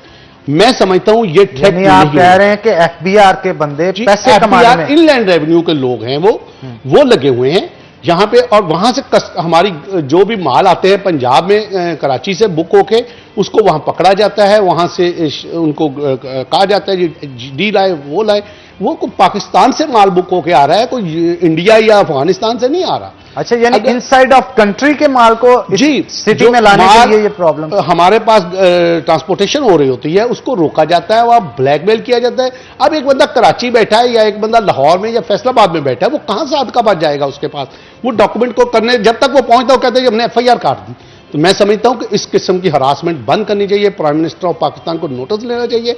एक तरफ तो प्राइम मिनिस्टर ऑफ पाकिस्तान बार बार ये बावर करा रहे हैं कि हम करप्शन के खिलाफ जहाद कर रहे हैं, वो कर रहे हैं, लेकिन उनके जेरे साया मुख्तलिफ महकमों के जूनियर अफसर, मैं नहीं समझता कि बड़े अफसर होंगे उसमें, क्योंकि मैं जब भी चेयरमैन FBR से मिला, जहां भी जब भी जो भी चेयरमैन FBR से मिला हूं, खुदा की कसम उन्होंने इस हद तक हमें एक्नॉलेज करवाया, वो इस तरह पैरवी की है उस काम की कि वो किया गया, लेकिन हमें खुदारा ब्लैकमेल ना किया जाए हमारे बंदों को। ये बड़ा हमारा मैसेज है कि पाकिस्तान के छोटे और दरमियाने दर्जों के वारिस हम बैठे हैं। इंशाअल्लाह पाकिस्तान के अंदर 9 चैम्बर इस वक्त लाइव काम कर रहे हैं। Federation of Pakistan chamber of commerce में SME का पूरा एक जो है स्टैंडिंग कमेटी मौजूद है और उसको मैं लीड करता हूं वहां पे भी बैठ के। तो मैं ये समझता हूं कि हमें ये अपने सीनियर ऑफिसर्स को ये पैगाम देना है कि खुदारा अपने ज़ेरे साया लोगों को रोके, ये एफिशिएंसी ना दिखाएं। हमने पहले भी कहा है कि एफबीआर ने रिफंड दिए, उसका रिजल्ट देखे 34 अरब रुपया 3 माह में लोगों ने ज्यादा दे दिया। ये बिजनेसमैनों ने दिया है, ये कोई बाहर की मखलूक नहीं दे गई आके।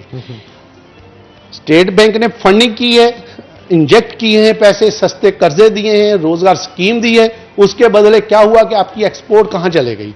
आज कल पाकिस्तान की में प्राइम मिनिस्टर की तरफ से ट्वीट हुआ और उन्होंने खुशी का इजहार किया कि पहले 3 माह में तकरीबन 73 करोड़ डॉलर का जो हमारा सरप्लस हुआ है, जो इसी 3 माह डेफिसिट नहीं किया इस बार, डेफिसिट नहीं किया। पिछले साल इसी 3 माह के अंदर 1 अरब 70 करोड़ रुपए का हमारा डेफिसिट था, 1 अरब 70 करोड़ डॉलर का। आप उसको देखें कि आपका वो डेफिसिट खत्म हुआ और आपके अकाउंट सरप्लस में चले गए। जब आप सरप्लस में जाएंगे, आपके अकाउंट में पैसे आ रहे होंगे, तो फिर आप उनसे अपने कर्ज उतारने में मावनत होगी।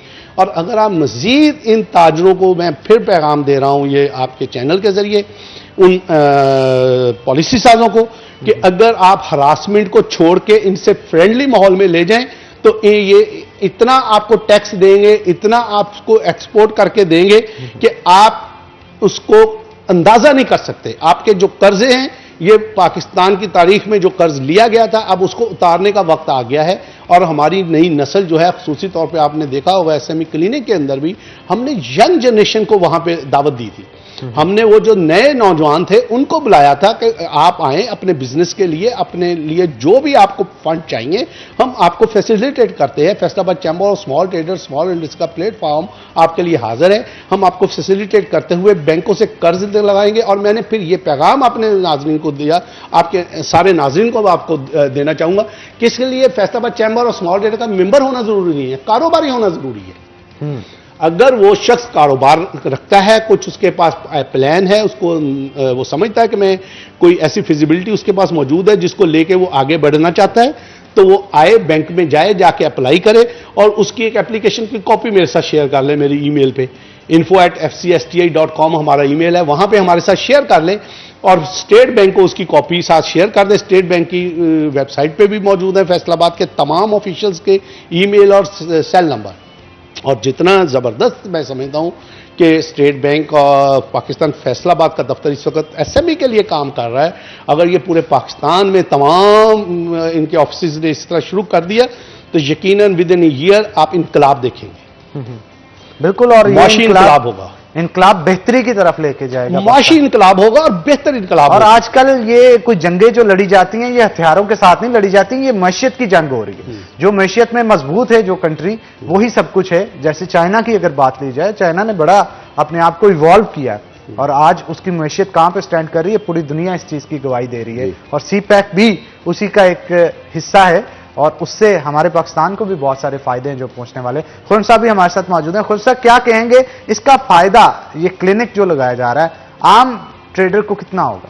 आम ट्रेडर को बहुत फायदा होगा डेफिनेटली। जब इजी लोन मिलेंगे ऑन वेरी गुड रेट्स के ऊपर, तो डेफिनेटली वो पैसा तो इधर ही लगना है, पैसा इधर लगना है, अपॉर्चुनिटीज आएंगी लोगों के पास और नया बिजनेस होगा, तो मतलब खुशहाली आएगी। अच्छा, थोड़ा सा इससे हटके अगर गवर्नमेंट पॉलिसियों पे बात की जाए, जैसे एफबीआर है या फिर टैक्स की पॉलिसियां हैं, आप मुतमईन हैं उससे? बिल्कुल, जो मियां साहब ने भी फरमाया ये बिल्कुल सही है। इसमें बहुत ज्यादा अभी रिफॉर्म की जरूरत है, रिफॉर्म की जरूरत है। इसमें कुछ और मैं इजाफा करता चलूँ ऐसे कि जैसे एज ए इम्पोर्टर, एक्सपोर्ट किसी भी कंट्री की अगर एक्सपोर्ट अच्छी है तो डेफिनेटली वो कंट्री टॉप पे जाएगा, लाइक चाइना आपने अभी जैसे फरमाया।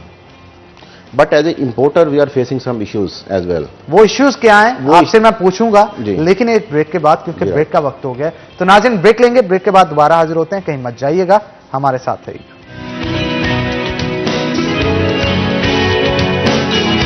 वेलकम बैक नाज़रीन, ब्रेक के बाद खुशामदीद। हमारे साथ खुर्रम साहब मौजूद हैं, उनसे मजीद गुफ्तगू करते हैं।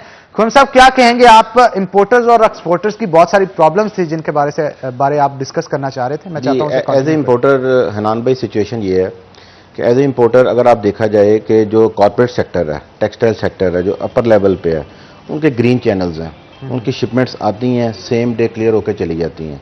जो स्मॉल ट्रेडर है, जो एसएमई से बिलोंग करता है या दरमियाने तबके का जो ट्रेडर है, उनकी शिपमेंट्स को हफ्ता 10-10 दिन अभी वहाँ पे पोर्ट पे लग जाते हैं। And we are facing the damages detentions there. तो उसके लिए हमें भी चाहिए कि जो हमें हमारे ट्रेडर अच्छे ट्रेडर्स हैं जिनकी फ्रीक्वेंट इंपोर्ट्स हैं, they also move to green channels, such kind of channels we also, ताकि उन ट्रेडरों को जो नुकसान हो रहा है उस चीज़ का, डैमेजेस का, डिटेंशंस का, वो खत्म किया जा सके। मतलब तो यहाँ पे यही आ जाता है ना, पॉलिसी चेंज चाहिए। Yes, have to change the policy. और खास तौर पे छोटे ताजर के लिए, Yes, क्योंकि yes. बड़ी इंडस्ट्रीज तो चंद एक होगी, छोटा ताजर तो हर गली मोहल्ले में भी बैठा है, हर शहर में भी बैठा उनको है, इग्नोर हर किया जा गांव रहा में है। भी बैठा है। उनको इग्नोर किया जा रहा है और जो कॉर्पोरेट सेक्टर है उनको और फैसिलिटीज दी जा रही है। आखिर इनको इग्नोर किया क्यों जाता है, वजह क्या है? ये तो अब गवर्नमेंट लेवल पे सर इनको एक जैसे आवाज उठाई गई है एसएमई में, जैसे अब हम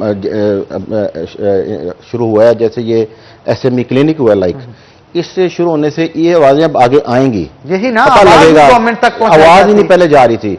जो मियां साहब ने या जो स्टेट बैंक वालों ने अब बातें शुरू हुई हैं, एक सेमिनार्स अरेंज हुए हैं, इससे क्या होगा, आवाजें आगे आएंगी। व्हाट वी आर और अगर ये आवाज मियां साहब की तरफ से ना पहुंचाई जाती उन तक, तो हजारों जो यहाँ पे ताजर मौजूद है आज भी वही मुश्किलात फेस कर रहे होते जो कल उनको Yes. करनी पड़ी। ये लोगों मियां को साहब की आवाज- अवेयरनेस ही नहीं थी जी। एसएमई क्लिनिक के हवाले से, उनको जी, पता ही नहीं था पता ही नहीं कि था। कर्जा लेना किस तरह से। उनको बस यही था कि अगर बैंक में जाते हैं, हम अपने कागजात जमा करवाएंगे तो पता नहीं एफबीआर क्या करेगी, बैंक क्या करेगा, और ट्रांजैक्शन से पता नहीं कौन से इश्यूज होंगे जो सामने आने शुरू हो जाएंगे। ये बहुत सारी चीजें हैं। खौफ था अंदर, खौफ था, जो कि अब खौफ खत्म किया जा रहा है कि आप आए, कोई प्रॉब्लम नहीं होगी, आपको हर तरह से फैसिलिटेट किया जाएगा। This is from the state bank, और ये मियां साहब ने इसको उजागर किया इस चीज को। लेकिन इसके लिए एक वक्त दरकार होगा, टाइम, डेफिनेटली टाइम टेकिंग चीज है it's a sir. Time taking process. तो Yeah. जब वक्त लेगा, लोगों को आहिस्ता आहिस्ता यकीन आएगा, तो जी। सूरत हाल बेहतर होना शुरू हो जाएगी। जफर साहब की तरफ जाऊंगा। जफर साहब, और भी क्लिनिक्स का सुनाए इनकाद किया जा रहा है मुख्तलिफ शहरों के अंदर, क्या कहेंगे इस हवाले जी से? डेफिनेटली ये अब हम नेक्स्ट जो नवंबर में जंग में करेंगे, उसके बाद फिर दिसंबर में भी हम सरगोदा या चनियोट, इस तरह चनियोट भी हमारे फिंगर टिप्स पे है। फिंगर टिप्स पे है, सरगोदा भी हमारे फिंगर टिप्स पे है, शेड्यूल में है, बल्कि टोबा भी हमारे शेड्यूल में है। तो ये सारे जाएंगे, और फैसलाबाद में भी 3 क्लिनिक और होंगे इंशाल्लाह, मुख्तलिफ टाइम के साथ 3-3 माह का हम टाइम रखेंगे उसके अंदर, ताकि ज़्यादा से ज़्यादा लोगों को इसका एक्चुअल क्लिनिक के अंदर एक चीज़ मैं और आपको वाज़ेह कर दूं कि जो लोग उसमें रजिस्टर्ड हुए और जिन्होंने वहाँ पे एप्लीकेशन सबमिट की या वो जाके कराएंगे, उनको हमने 4 दिन का टाइम दिया है कि वो एप्लीकेशन सबमिट करके अपना रिकॉर्ड हमें दे दें।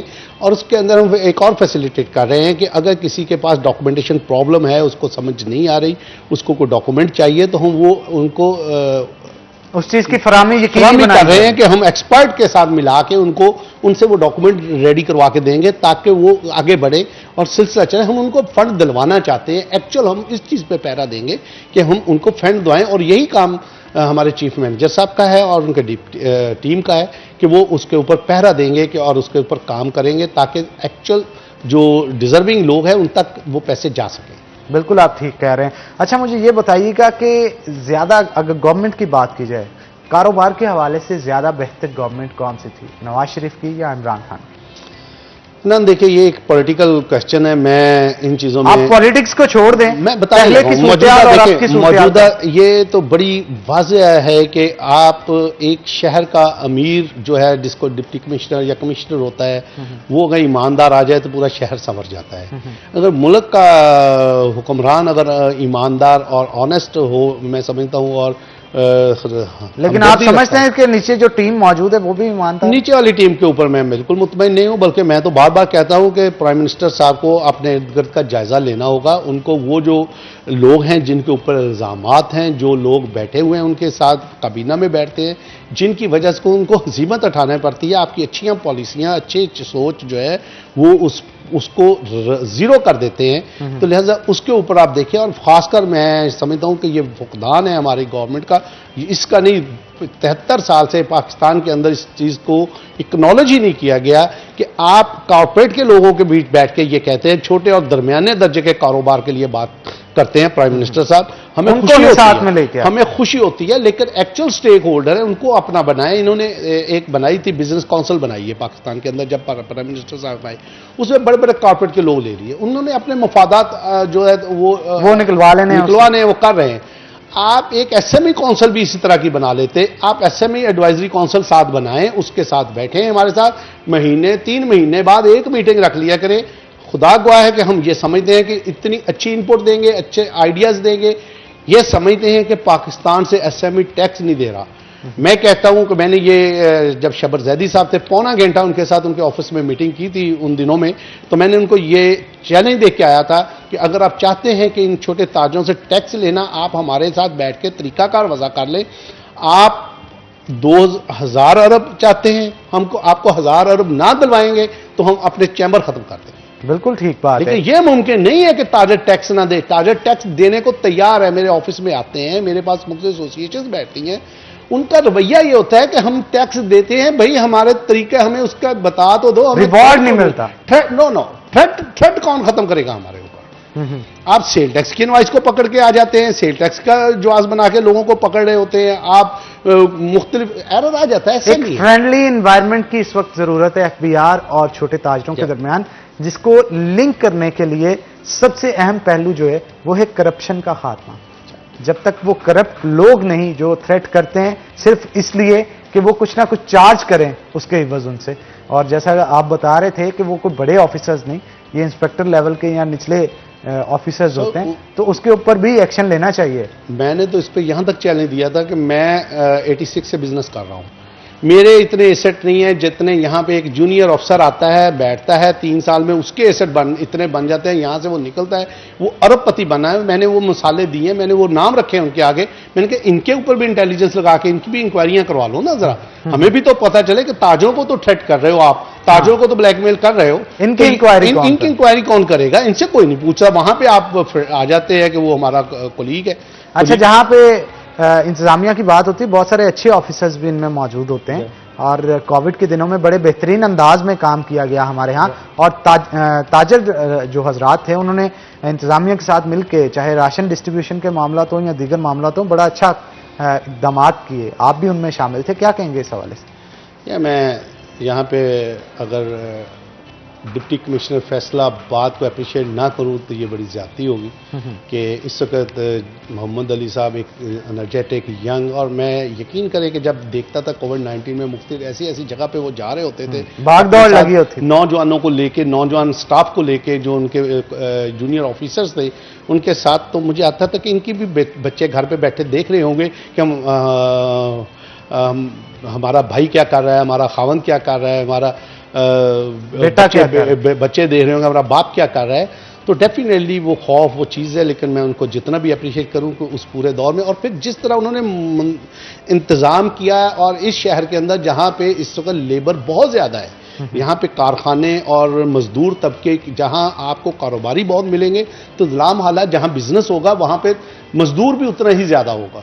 तो उन मजदूरों को हैंडल करना, उनके साथ अनपढ़ लोगों को किस तरह कंट्रोल करना, और उन चीज़ों को सारा करके मैं समझता हूँ कि फैसलाबाद इंतहाई सेफ सिटी के तौर पे सामने आया पाकिस्तान में, बल्कि दुनिया में, कि यहाँ पे इंतज़ामिया ने, डिप्टी कमिश्नर साहब, कमिश्नर साहब और उनके साथ सीपीओ साहब और उनकी टीम ने मिल के जिस लेवल पे ये काम किया, उनको मैं समझता हूँ कि स्पेशल प्राइम मिनिस्टर साहब को हम रिक्वेस्ट करेंगे क्योंकि ऐसा इवेंट रखे कि उनको बाकायदा Faisalabad chamber of salt traders की तरफ से अवार्ड दें। हम एक नए अवार्ड का फैसलाबाद से आगाज करेंगे जो पाकिस्तान भर में पॉपुलर भी होगा, जो फैसलाबाद के लिए अच्छी खिदमत करके जाएगा। लेकिन यहाँ पे पाक फौज को भी मैं भूलने नहीं दूंगा, क्योंकि उनके जवानों ने जिस तरह से फैसलाबाद शहर की अगर बात की जाए तो हर चौक चौराहे में उन्होंने बड़े अच्छे और एहसन अंदाज में इकदाम किए, और अवाम की हिफाजत को यकीनी बनाने के लिए उन्होंने अपनी जानें जो हैं वो सामने रख दी कि कोविड अगर होगा तो पहले हमसे होके